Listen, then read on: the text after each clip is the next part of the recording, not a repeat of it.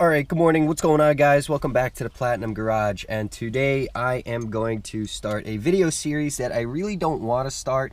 I wish I don't have to make this video, but because I have to do something extensive, I figured I'd record what I'm doing. So I am pulling the engine back out of my 2003 Ford Explorer. I had rebuilt it 30,000 miles ago, and the rear main seal is just leaking like a sieve. Like a constant drip of oil every 2 seconds coming from behind the bell housing. You can see it. I know something's leaking back there. I'm not fully positive that it's the rear main, but either way, the engine's got to come back out. And I've done it so many times now that it's not a problem. It's just an inconvenience. It's not really, a bad thing.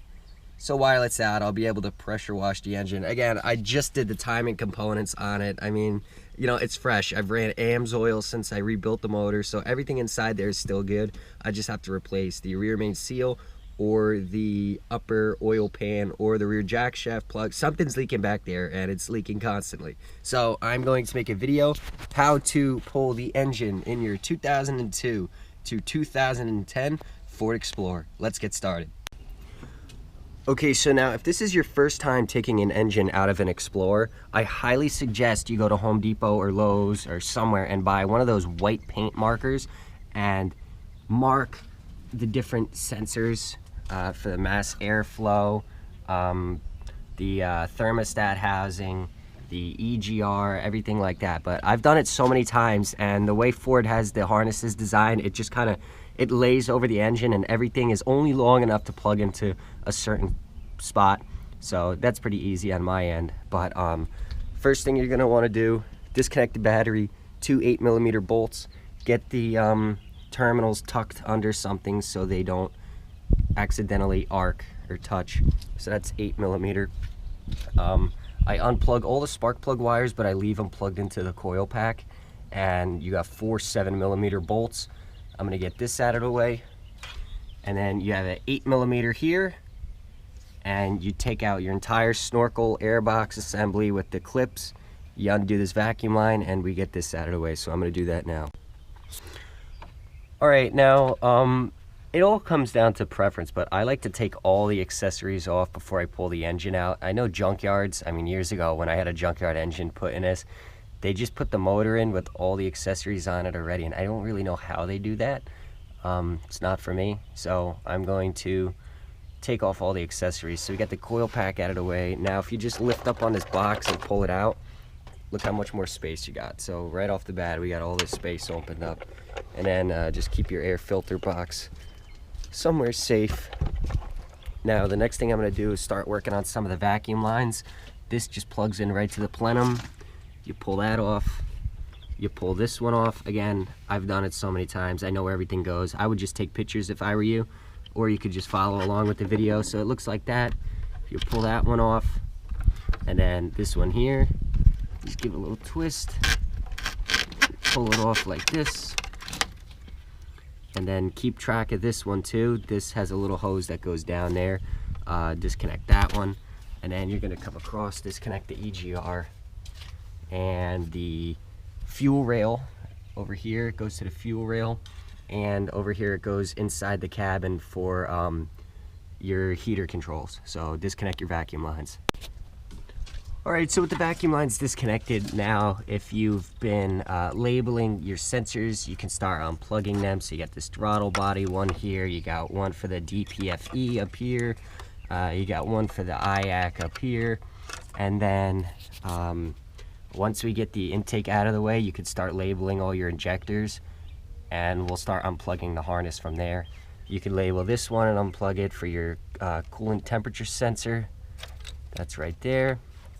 And this one for your cam position sensor. Mark that. This has this little clip, so don't lose that. And once everything is labeled, you can take off your throttle cable. You just pull the butterfly up like this, slip it out, and then it just unclips from there. Pretty simple. You get that out of the way. And I didn't start yet, but while you're doing all of this, you can definitely let your antifreeze drain out and your oil drain out and your power steering fluid drain out, but I'm gonna wait a little bit yet. I would just want to get the intake off.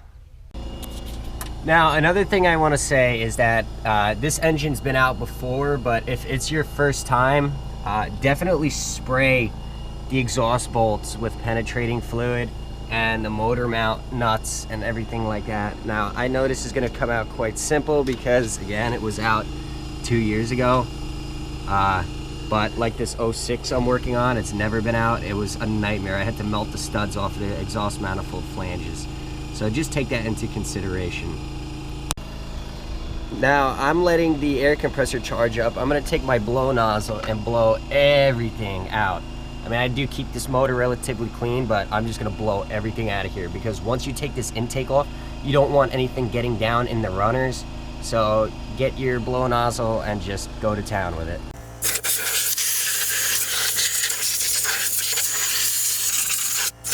Alright, so with the engine compartment all blown down, I'm going to work on getting my serpentine belt off now and my alternator and some of the accessories. So it's just a 10mm bolt for the 12-volt power supply from the alternator, and a little clip pulls right off. Then you get yourself a 3/8 breaker bar, put it on the belt tensioner and just push down. And it's sweet because with your air box out of the way, it has nothing to hit and it releases all the tension. So I'm gonna get this belt off now. Like so. I had replaced my belt, so it's still in good shape. Now I can get our thing out of here. Sweet. Perfect. Just like that. So to get your alternator off, it's a 13mm socket with the 3 bolts, 1, 2, and 3. I'm gonna get the alternator up out of the way.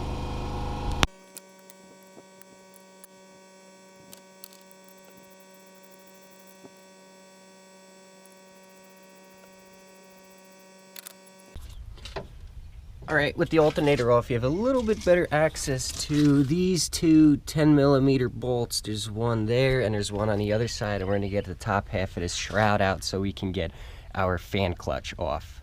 I'm gonna take those two 10mm bolts out now. Now, if you've seen my other video from the water pump, how to replace your water pump, you'd know I use a combination of the AutoZone fan clutch tool and an 1.5" open end wrench on this fan. And I remember specifically putting anti-seize on this thing just in case I had to take it off again. But basically your fork goes on the little bolts on the pulley, and then your 1.5" goes on that big nut there, and it's just righty tighty lefty loosey. You could start spinning it off. All right, now with that shroud out of the way and that fan out of the way, look how much more space you have to work. I mean, it's awesome. So I'm gonna take this 15mm bolt out now for your idler pulley. I leave, oh no, you have to take this one off. This one, let's see, not a 14. It is a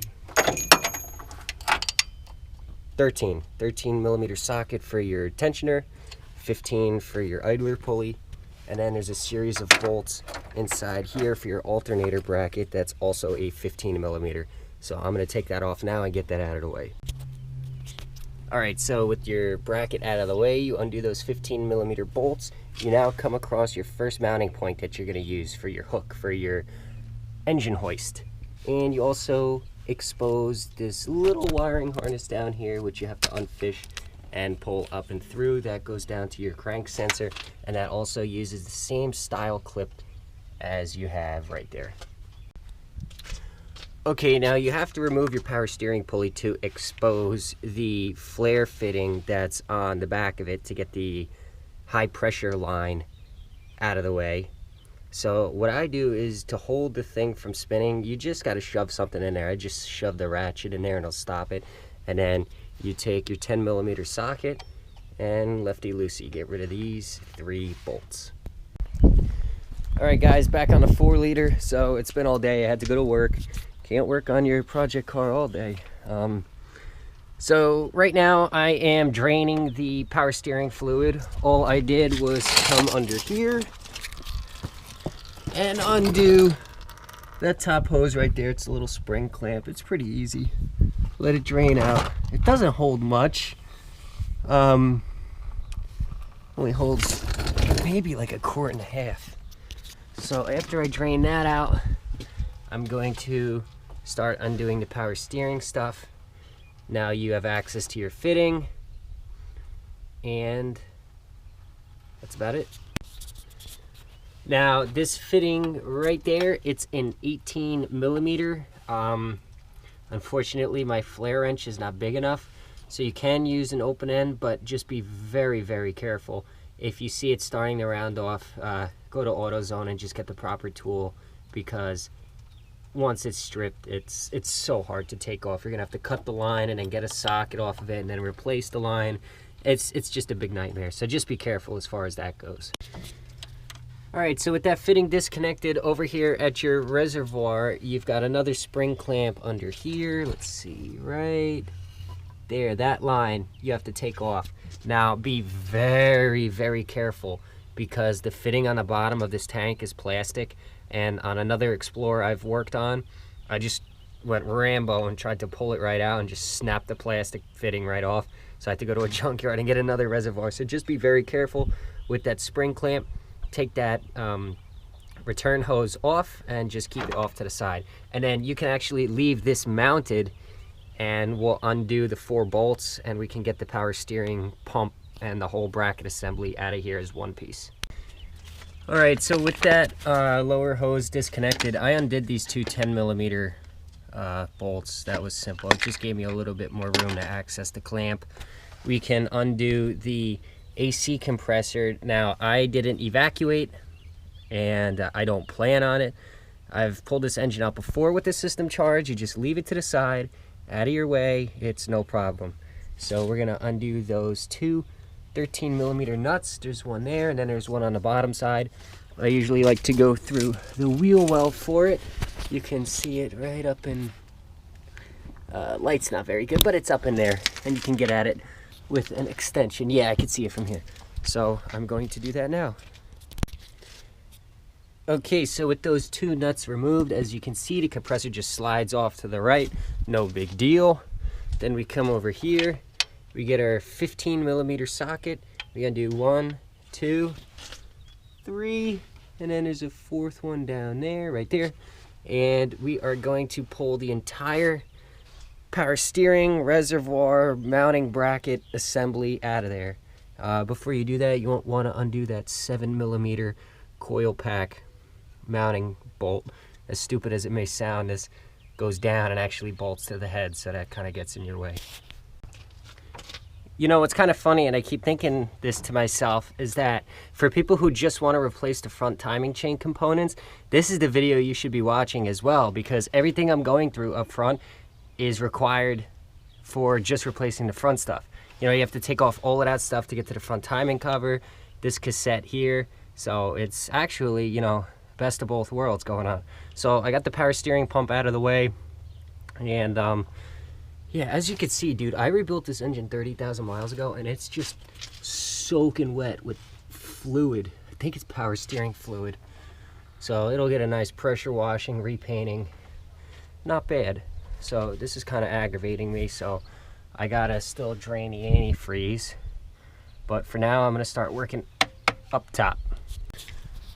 Okay, so next step in removing the intake, this is very important, and please trust me on this, because I do so many 4-liter engines and I just know these tricks by now. It's a T30. Do not use a T27, do not use a T25. Make sure you have a T30. Also, 6-inch extension. I use a 3/8 drive, 6-inch extension, and I have the weeble wobble on the end, so it kind of, you know, moves left and right. So these Torx screws, I've had rust out before, and they strip, and it's a living nightmare. So when you get your socket, your Torx, into the head of that screw, give it a little bit of a tap on top just to make sure it's fully seated. Then when it's in, I put my hand right over the top of it. You do not want to use an impact. You hold it firmly and you put force down. You're pushing down on it, and you just crack it loose, just like that. And you do that to every one of them. Now, before you undo all of them and break torque, you're going to want to tackle the EGR tube. Now I use PB Blaster. You can use a torch, but I don't really like to because it's so close to the fuel lines. But PB Blaster, an adjustable wrench, I don't know the size. I just use an adjustable wrench and a big pipe, and you'll be able to break that loose, no problem. If you break torque on all of them, then the intake manifold like rocks back and forth, and then you're putting a lot of pressure on the plastic, and you don't want to do that. So make sure you still have some bolts tightened, and you can break torque on your EGR. Okay, so with all those T30s loosened, you can now pull your intake manifold out of the way. And there's one vacuum line right here that you have to undo. Very easy, just pull them apart and get this thing out of our way. Now with the motor looking pretty bare here, you can start undoing all of your injectors. We'll get these lines out of the way, and your harnesses back here, we'll get those out of the way. You know, you just got to see, look how much more space you have with that intake out of here. So you can start getting your harnesses up, and back here you want to unplug your knock sensor.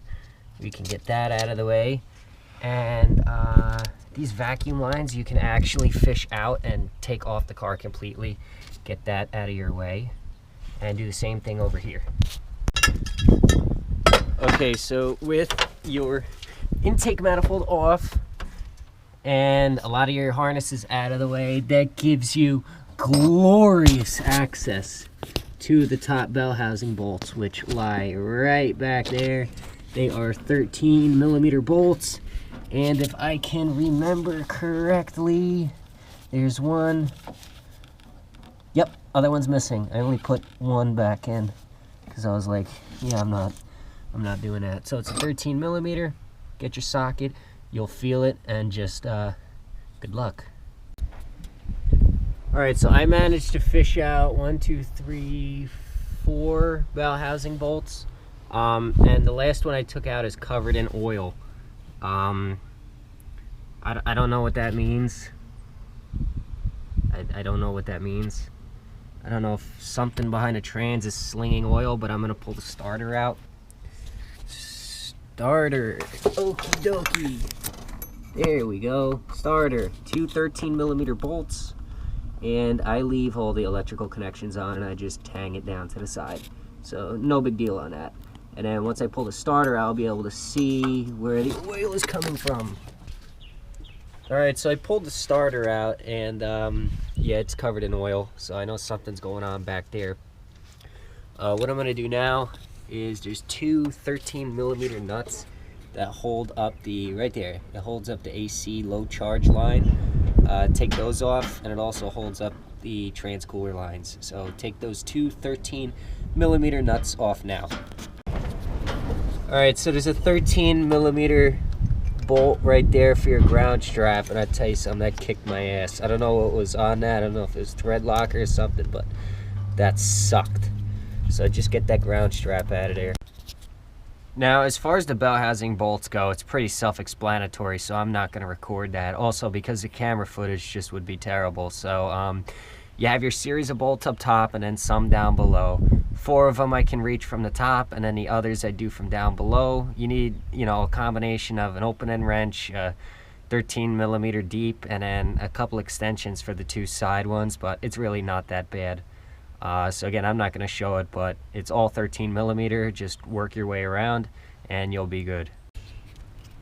All right, next it's an 18mm socket. I use a swivel and 2 12-inch extensions. You're going to undo the 2 nuts right there on the engine mount. You do not want to go from underneath. Trust me on this, and I'll show you why in a little bit. You undo those 2 18mm nuts, and you'll be good to go. Alright, now the moment I've been dreading. Time to undo the coolant. So I jacked the car up high enough to get a 5-gallon bucket under there because I'm going to reuse it. And your petcock right there. Channel locks, let her drain, just like that. Okay, now it's getting very cold and very windy, so I'm sorry for the noise. I'm going to go inside for the day. You're gonna undo your radiator overflow hose, And then your upper radiator hose is just these two clamps right there, right here. We're gonna get this hose out of the way. And then as the antifreeze, once it finishes draining, we can undo our heater core hose that comes this way and our lower radiator hose that's down there. Get that out of the way, and then that's it. The cooling system is disconnected. Oh, and this one here, there's a 18 millimeter bolt over here, and this whole bracket assembly comes off. I usually disconnect it from the heater core itself just to give myself a little bit more room. Alright, what's up guys? Day 2 on the Explorer. I'm outside. I let the antifreeze drain out yesterday. That was the last thing I did before I went in the house. So now I can undo this hose, get it out of the way, undo this one, that bolt I showed you, and then come over here, undo this hose, get that out of the way, and then your lower radiator hose you can get out of the way. And then once you're done on the bottom for this shroud, it's also two 10 millimeter bolts, one down there and one down there, and then we'll get this shroud out of the way. Now I'm not sure if I'm gonna pull the radiator out yet. I didn't last time, but it does give you a little bit more room. Only problem is they're kind of a nightmare to take out, honestly, because the bolt is down in there and you have to use one of those ratcheting wrenches. It's an 8 millimeter on that side, and it's just, oh, it's a nightmare. So I'm not sure yet, but we'll see. I'll decide.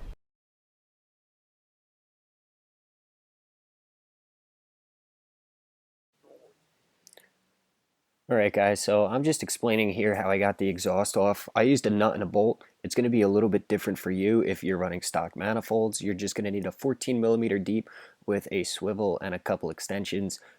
You could either use a breaker bar or an impact for this. Sometimes the impact doesn't work, and I don't particularly like it because it's just heavy and you never know if it's just going to snap your extensions. But here I'm just showing you I used a 19 millimeter to hold the harmonic balancer bolt, and through the starter hole it's 4 14 millimeter nuts for your torque converter.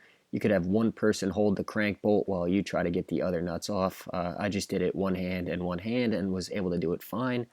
And that's about it as far as this scene goes. I'm still contemplating what to do with the radiator, but you'll see in a little bit that I ended up taking it out. I got the engine hoist from my friend, and other than that, I'm just trying to go over the footage. So you have the motor mount on that side, which is a 18 millimeter bolt as well, and that one uses an elastic stop nut, which is kind of a pain to take off. You'll see what I mean when you go to do it yourself. Here I'm explaining that I'm going to take the radiator out because when I put the engine in the first time, I had to put it in like it was a front wheel drive car sideways and then rotate it backwards, and that kind of was a little bit of a pain because it was the tolerance was not as big as I was hoping. But here I'm showing my pre-oil and that I have to disconnect still. So I will be taking the radiator out. Alright guys, so literally after over an hour of dealing with the radiator, I finally got it out. Now you have the three 8 millimeter bolts that you can get to with a ratcheting wrench, and then you have the one on the bottom, which is just a total nightmare and literally cannot get to it anyway other than taking a grinder, and you grind a little access hole right there and you can get your 8 millimeter ratcheting wrench up in there. There's no other way to do it unless you take out your transcooler and evacuate your AC system to remove the condenser, which I was not doing. So all I did was cut the access hole, get my little ratcheting wrench up in there, get that off, and take it out. You're done. I'm not putting that bolt back in. 3 is a charm. You don't need any more than 3. I'm leaving it out. So for all of the people that can't get to it, that's how you got to do it. And you'll see once you take the radiator out, there's just so much more access. You won't have to do that thing with spinning the engine. It's a lot nicer. You got that extra clearance. And look, you'll be able to see what I'm talking about. Like, look at that. Look how much more clearance that's going to give you. So again, that was the hardest part out of the whole project. I haven't had to deal with anything harder than that. I mean, the bellhousing bolts were easier than that. So it's done, it's out, and tomorrow I'm going to be recording with my phone. So thanks. Alright guys, so after you did the other stuff, what's next is basically it's time to take it out. So I use a load leveler. I have my hoist set on 1/4 ton, or half ton I have it set on. And you're gonna use one bolt to the back of the cylinder head, and then you're gonna use another bolt to the front of the cylinder head right here, handle in front so you can adjust it. And then underneath, your trans you want supported by a floor jack, that way it doesn't just drop. So I have a floor jack supporting my trans. And then what I wanted to show you earlier, the reason you break torque is you have to lift the engine completely up and over these studs, which kind of puts a lot of strain on the input shaft seal and everything. So you can just undo those 3 bolts, get this mount out of the way completely, and then you do the same for the other side over here. You undo that one, and then the one in the back, and you can get this entire thing out of the way so you don't have to go up and clear that. That's just a big nightmare. So I'm gonna do that now, and then it's time to take it out. All right, what's up guys? So here she is. I got the engine out of the truck, and as you can see, I got the rear main seal out, and it looks like it was leaking right about there and dripping down. But now it's quite deceiving because look at the oil in there. You know, I don't know if it was filling in and coming out, or if the rear oil pan gasket is leaking. I can't say for sure. I don't think it is. I'll retorque these bolts. But as far as this goes, that's a wrap as far as getting the engine out of your 2002 to 2010 Ford Explorer. I had already pulled the valve cover off, and that rear timing cassette looks brand new still, so that's awesome. I'm gonna go to the parts store now, get a new rear main seal and pressure wash.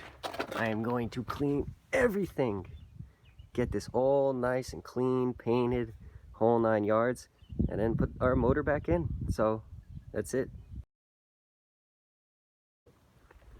All right guys, so I'm pretty emotionally drained, but I decided to make a video just so I can show you what's up.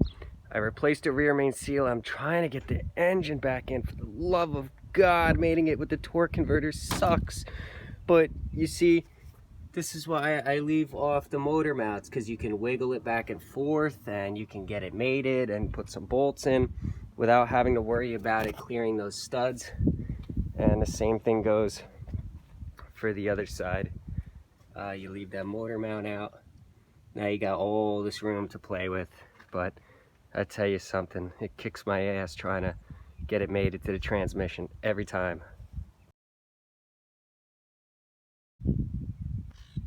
All right, what's going on guys? So as I near the end of the day, I got my engine back in the car paired to the transmission, and I'd just like to take the time to say thank you for checking out this video. I hope this helped some of you. If it didn't help, I'm sorry, but I tried to be as detailed as possible with footage while still remaining calm, because sometimes it can get quite frustrating. I know the EGR tube was pretty frustrating for me. But again, thanks for watching, and like, comment. I answer all questions, so if you guys want to know anything, let me know. And if you guys want to see any other videos, definitely let me know, and I'll try to do them. So thanks.